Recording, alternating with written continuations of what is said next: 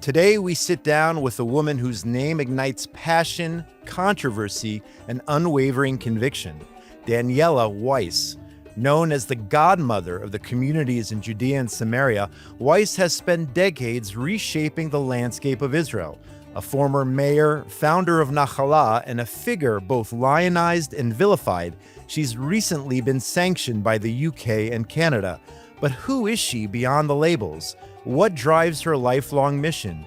In this episode of Judaization, we'll get to meet one of the most formidable figures in Israel's history. Daniela Weiss, welcome to Judaization here at JNS TV. I'm glad to be here. Thank you for inviting me. Thanks so much for coming in. You are the former mayor of Kadumim, prominent community in the Shomron. You're also a longtime activist for Judea and Samaria, and the founder of the Nachalah movement in Judea and Samaria, aimed at enhancing communities and supporting Zionist education. But before we get to Nachalah, you are known as the Godmother of Judea and Samaria. What do you think about that term, and tell us what that means? I know it's a compliment, so I live well with the compliments. Actually, before I think in terms of a title, I can here say to you and to spectators, viewers, that I dedicate my life to the land of Israel. One of the things that I like to tell is that one of my great-grandchildren, his name is Natan, he lives in Neria, the western hills of Binyamin. He says in school, to the teacher and to the Talmidim, he says, my mother is Eretz Israel.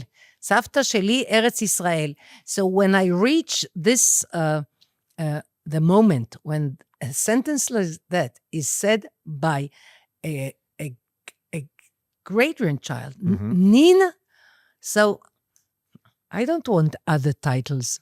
This is the title that I like. I believe it's because he senses that they often come to us for Shabbat, and they sit at Shabbat table, and I always speak about Eretz Israel. The land of Israel. And the land of Israel, and to speak about it, not just speaking about it. Yesterday we went on this hill, the other day we went on the other hill, and always the updating, the breaking news at the Shabbat table are always about a new town, a new outpost, and something new in Eretz Israel. And that really is what Nachalah is all about, correct? Now, Nachalah was founded by Arav Sheli, my rabbi, Rav Levinger, and I helped him after he passed away 10 years ago, sadly. But so I continued the work. He relied on me that I will do the work properly, and so I try, and I see that there are good results. I do it with his grandson, Tzvi Elimelech Sharbaf, so we share, like he's Tzvi Elimelech, the grandson of Rav Levinger, is the younger leader, and I am the younger one. So like this, we share positions. But the purpose is, you mentioned Yehuda and Shomron. Yehuda, Shomron, and Gaza. And Gaza is our making Gaza Jewish is our main goal now. And I want to talk about that now. It's 20 years exactly coming up since the expulsion of all Jewish life in Gaza. Mm-hmm. I want to know your thoughts now, 20 years later, and we'll talk about the war going on right now as well. But first, your thoughts as we approach this very, very tragic and sad and terrible milestone, 20 years. Yes. Actually, there are two main attitudes toward these 20 years. It's a generation, because my children, I assume your children, they get married young. So the age of 20, there's a new generation coming. So a new generation went by since this catastrophe, since this, I call it crime against the Jewish nation, against the land of Israel, the state of Israel. And I said there are two attitudes. One saying, oh, I miss my home. I miss the golden sand of Gaza, the sea, the ocean, the breeze. and there is another one. And I say another one, of course, they can go together, but the emphasis as far as the Halag movement is concerned is it's not just I miss it, I'm going to be there. As a movement, we created 6 different groups, Garinim. More than 1,000 families are enrolled, and we just publicized the petition of these 1,000 families. There are thousands of people with many children addressing the Prime Minister Netanyahu. Netanyahu, we want to settle Gaza now. And we know it is possible, at least to begin in the northern part, close to Ashkelon and Sderot. And actually, the people of Ashkelon, the inhabitants of Ashkelon and Sderot, they would want us to be where there was Beit Lahia, Beit Hanun, Jebalia, where the army, thank God, smashed it all and prepared the ground for us, for Jews to return. Gaza is not Gaza, as people say. Gaza is the southern gate of Eretz Israel. No wonder so many armies fought over Gaza. It's a key place. It's the entrance to Eretz Israel. People now attach it to terrorists, to people who want to kill. There were times, I don't know if many people know it, but I'm now very much involved in everything that is connected with Gaza. There were times when Jews, when they came as olim, pilgrims, but with Jews we say olim, to Eretz Israel, and Jerusalem was in a very low situation in the sense of poverty and negligence when Jews weren't there. So Gaza, being a port city, close to the Mediterranean, was a place where Jews came to the Holy Land, and they considered it a holy place. And now with the presence of so much terrorists and so much talk and propaganda about killing Jews and, God forbid, annihilating the state of Israel, so people somehow associate Gaza with something negative. Not Gaza is positive, and we want to make, we as a movement and many, many people, and I have a lot of support. I want to tell you, I do not stay all my days on the mountains of Samaria. I go to Tel Aviv, I go to Haifa, to Jerusalem. People stop me on the way and say, when will you come? When will you enable us to buy a home in Gaza? People got already the idea Gaza is going to be Jewish soon. And when Netanyahu said, I felt he directed his words to me. He said on Channel 14 in Patrioting, the famous program, he said, settling Gaza with Jews, it's lo reali. It's not realistic. That was like him, Netanyahu, looking me in the eyes and saying, Daniela, you know how to make what is not reali to make it reali. You took it as a personal challenge. I took Netanyahu's ze lo reali as if he's saying, you know that when I say to you not reali, it means that you have to act. And then, 1 second, if your microphone allows me, and the microphone will allow me. Please. Please. I take this map, I show it to Netanyahu, and I show it to whoever wants to look at it. Please explain. Everything is in Hebrew, but I see a lot of pink, The pink spots, dots. These are some of the 330 towns, cities, outposts, farms in Judea and Samaria. And when I came here, Rav Levinger was in Hebron, Hanan Porat was Josh, Gush Etzion. Yeah? And all Shomron was empty. No Jew lived in it. And there I came with my husband and 2 little daughters, and we made a world revolution. We made the Middle East different. And so we will return to Gaza. And this is when Netanyahu says, lo reali? but there are people who know how to make the not realistic, realistic. And we will make Gaza Jewish. I want to talk about that. You said you visit Tel Aviv and people talk to you and Yes. ask when we're going back to Gaza. But in addition to Tel Aviv and the other cities, you actually spent a lot of time in the southwestern Negev visiting along the Gaza border. Right. And at the same time, I want you to clarify for the viewers, there were reports that over the last 2 years, you've actually been into Gaza itself. So I want you to clarify it. We've seen it in all the media outlets. Clarify what they're talking about. Set the record straight, please. About visiting Gaza. To those who don't know details, I use this map because I like the colors of this. I chose the colors with friends from Nahala. Actually, Lital, a colleague from the secretariat of Nahala, she was the mind behind this.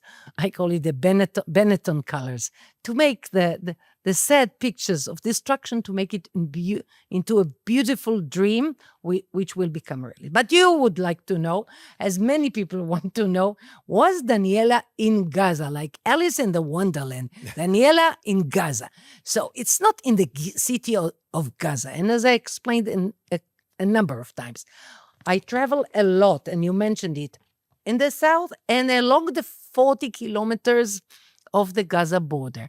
And when you travel a lot, every now and then, of the tens of gates that are open, you find a gate that is open. So you enter. I do not recommend it. It sounds very much like detective stories, but I entered more than once. I didn't go deep because there are people in the Nahala movement on whom I can rely. And they say, Daniela, adventurous as you are, let's not go too deep because we want to continue. So I was in Gaza. I was across the border. The army didn't help me with this. When the army discovered that we were close there, they told us, don't continue. Right. Never helped me. And I did it, but more for my feeling that here I touch the land that is behind the border. But this is a kind of game. The real thing is to do what Rabbi Levinger instructed me for so many years, 30 years. We worked together.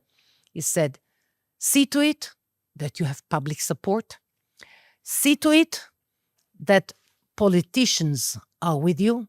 Likud, and today Tzionut Datit, and Itamar of Otzma Yehudit, and Ben-Gvir.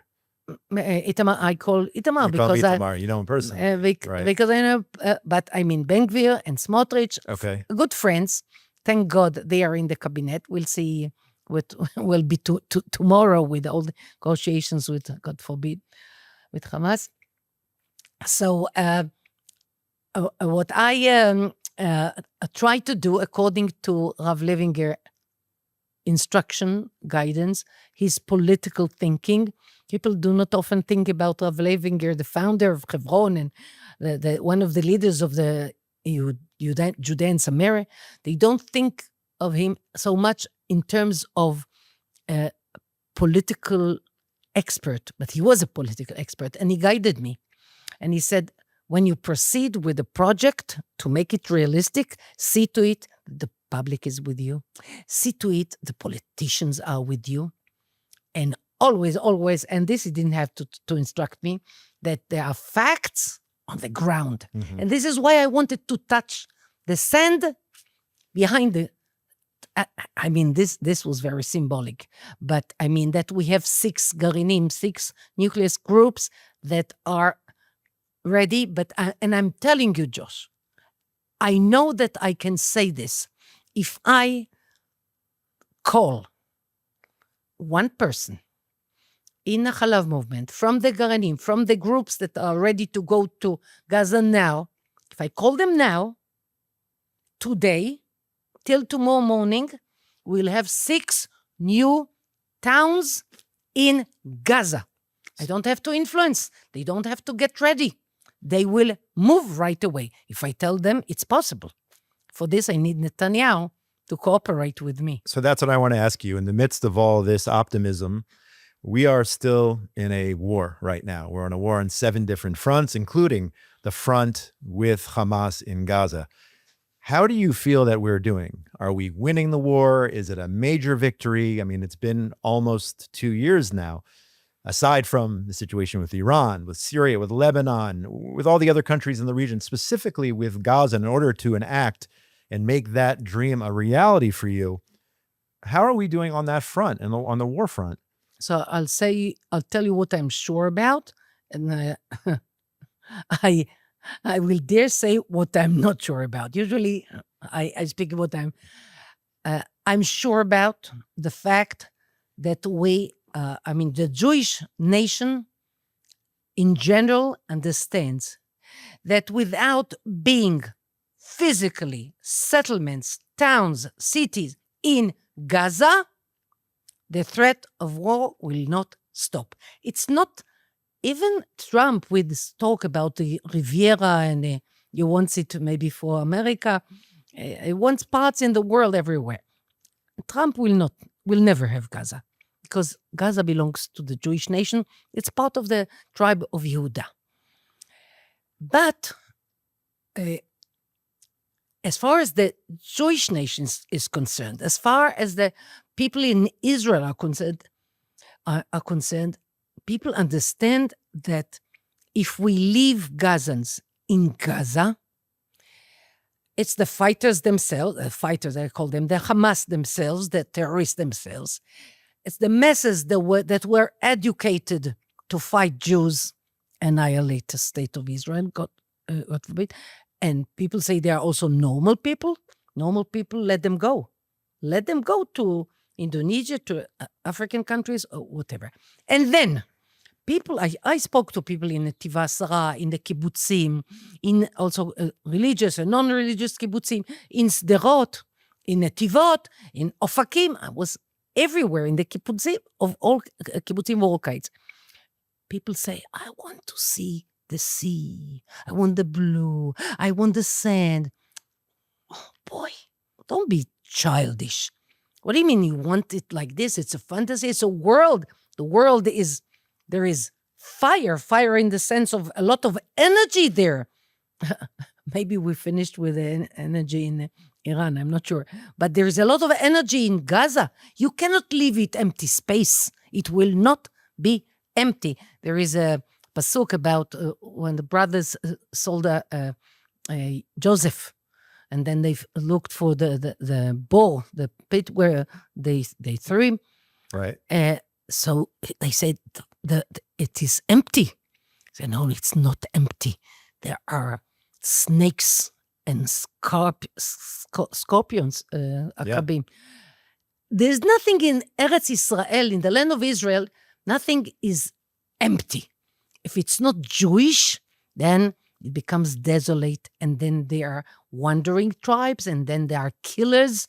It is being filled with negative elements. And we also learned, and people say to me, when you speak about politics and history, don't speak in Jewish terms or religious terms or biblical terms. I'm Jewish, and I speak in biblical terms, and I speak also about what our sages said. Ramban, one of the prominent sages of Judaism. Mitzvah Daled, the fourth mitzvah. Commandment, not of the 10 commandments, sure, but in his list of Tariag mitzvot, is that the Jewish nation is not allowed to leave any part of Eretz Israel desolate or to enemies. So we cannot leave it desolate. This is why we cannot, of course, leave it to enemies. This is why you asked a short question and I gave a long answer. How I see the situation. Yeah. The time when there was an option for Arabs to stay, because so history turned things, that time is over. And most of the Jews in Israel understand it. Now, if it happens today, or today, God forbid, Netanyahu bends his head to Trump and makes the corridor for the IDF narrow to the extent that Itamar Ben-Gvir and Bezalel Smotrich cannot stay in the cabinet, it might happen today.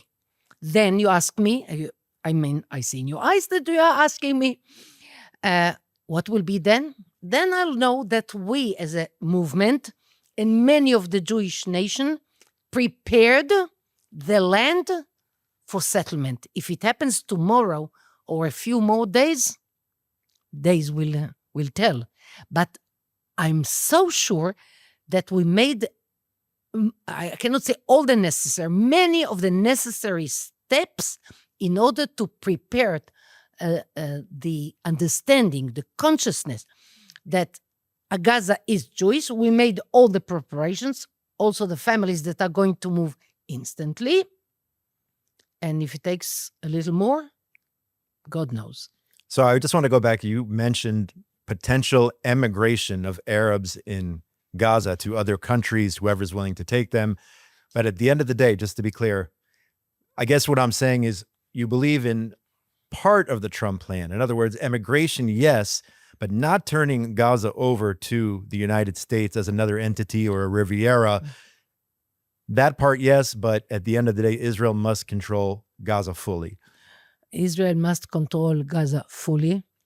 I think that, I know I should be polite also to the President of the United States, but to refer to Gaza, which is such an inherent part of Jewish history, as an American or international Riviera, is like to erase tradition. And my impression from Trump's general attitude that it is not in his line to erase tradition, not as far as the American nation is concerned.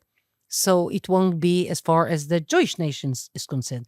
Gaza is part of our homeland. It was given by God to Abraham, Isaac, Isaac, and Jacob. It was given, not promised. It was given. And we should hold this treasure, this present, with both our hands and with all our hearts. Maybe out of, I would say, financial or business is the word, out of business enthusiasm, Trump's eyes do see that Trump's eyes do see that the Riviera of Gaza is more beautiful than the Riviera in France. It's one of the most beautiful Rivieras, coastlines in the world. Mm-hmm. I saw life, I saw world, and I compare. I don't say that there are no other nice places, but it is so serene. The color is so perfect. The angle, the exact, like it's a bow, but a very mild one. I see it. And I understand that Trump also saw it. But I have priority over Trump. It's mine. It belongs to my nation. So he might, what encouraged me in his desire to have it is that I know that it's nice and it's valuable economically. So we will hold strong to it.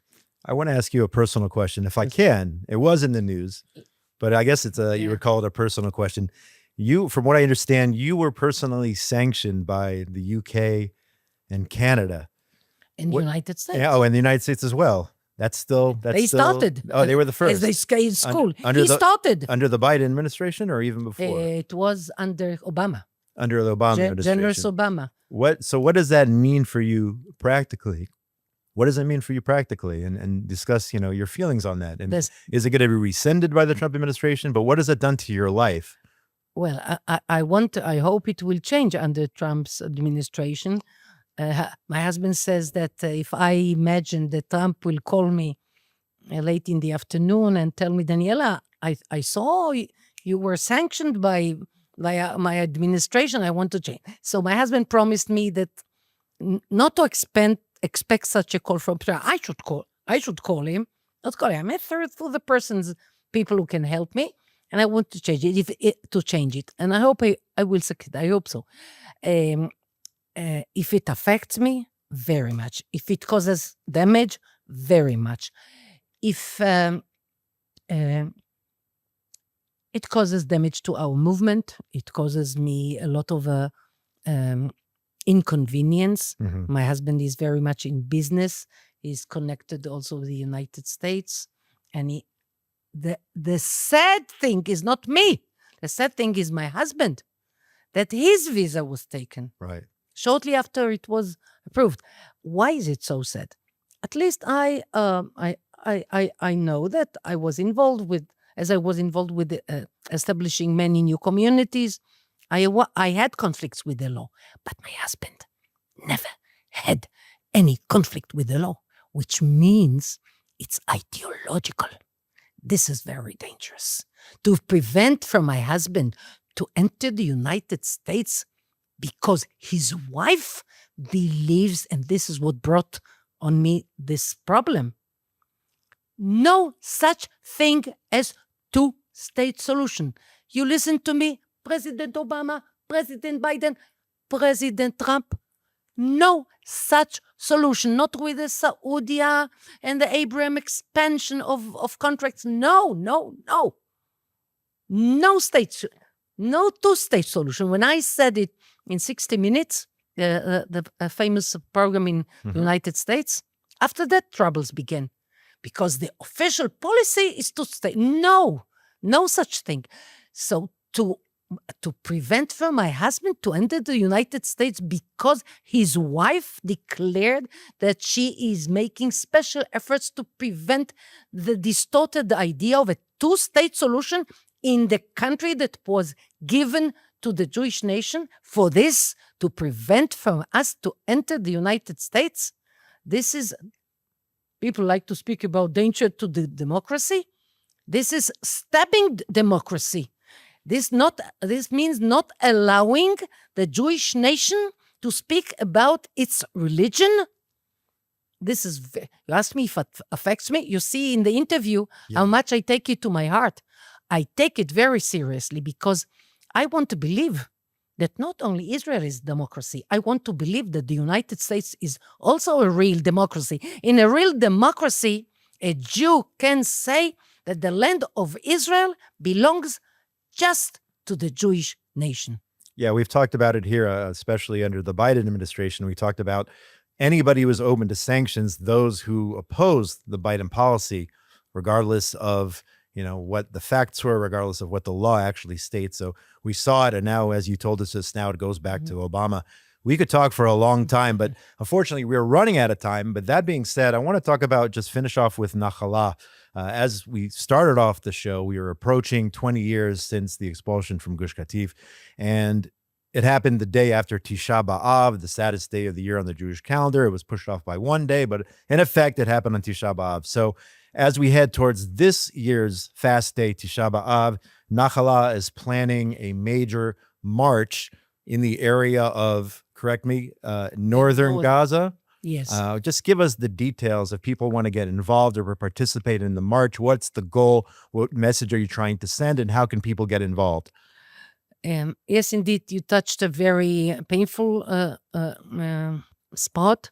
And we mentioned before that there are two different attitudes towards the decades that passed. It's not a decade, this generation of 20 years, 2 decades that passed since the terrible destruction of Gush Katif and the evacuation of Gaza.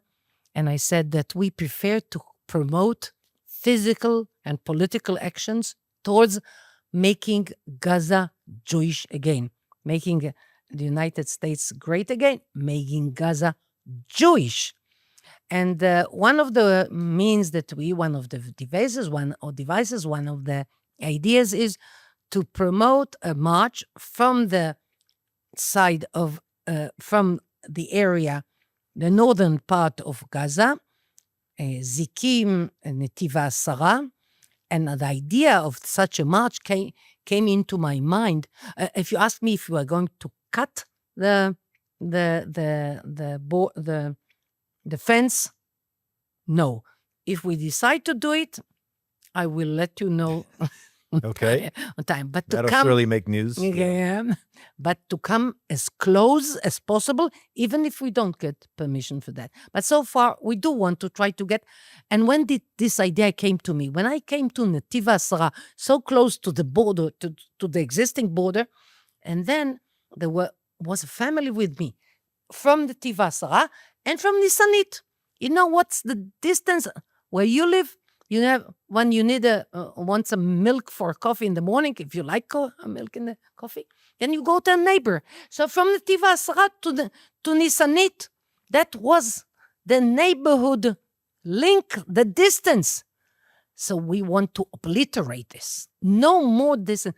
To take the wall down and to make the neighbors meet again.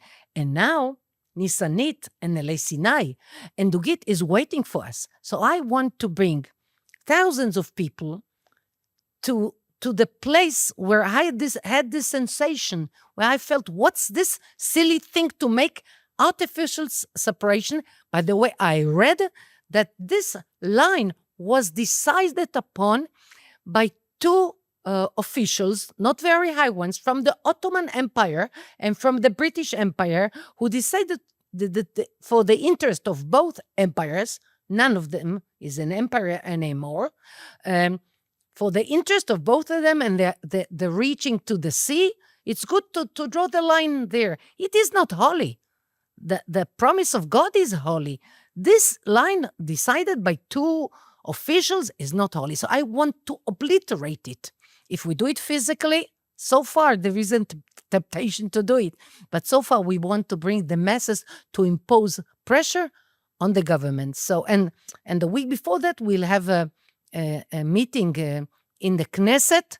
It will be the title of the meeting, Shdulat Eretz Yisrael, for the idea of Gaza Riviera. That's the land of Israel caucus.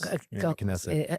And speaking about the Riviera. So we adopted from Trump the word Riviera. By the way, it was my idea before his, but I'm not as famous to make it famous the world over. He made it famous, just as Trump made the idea of immigration legitimate in the eyes of many. So the plan is to march and to continue with the work of the Garenim, of the groups and the families that are ready to move to Gaza now. I know that when I came to Shomron and I tried to do copy-paste from my 50-year experience in Judea and Samaria, and now also in Galilee, we have a nice new place, Ramat Arbel.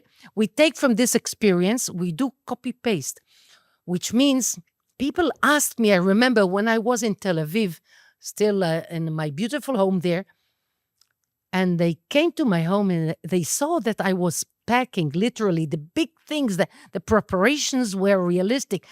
I knew in later years that the physical readiness, preparation to physically move. I still remember when my husband said, "Are you sure you're doing it?" I'm sure. And this is why I'm preparing for it. Physically, technically, I know I can cope with it. And so did others. And the readiness and the preparations, the physical preparations, when they go with political pressures, and we had a big march in Sderot, and we had a beautiful meeting in Binyanei Hauma with 10 ministers. So all these preparations prepare us. And I pray today is a very critical day that Netanyahu will not withdraw from Gaza.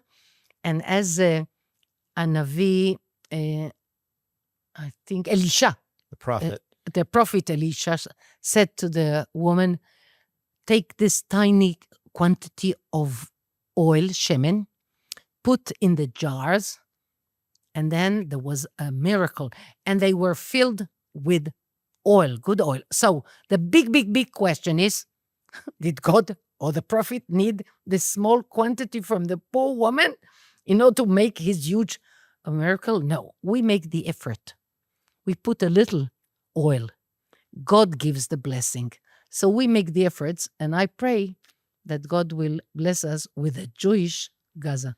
Daniela Weiss, founder of the Nachala movement, the Godmother of Judea and Samaria. Thank you so much for joining us on Judeacation. Thank you. Thank you very much. And thanks to our production team behind the scenes, Esther Eden, Yuri Sretsky, Ryan Lifshitz, Zach Sickerman, and everyone else at JNS TV. Make sure you go to jns.org for all the latest breaking news in Israel, the Middle East, and the entire Jewish world. We'll see you next week.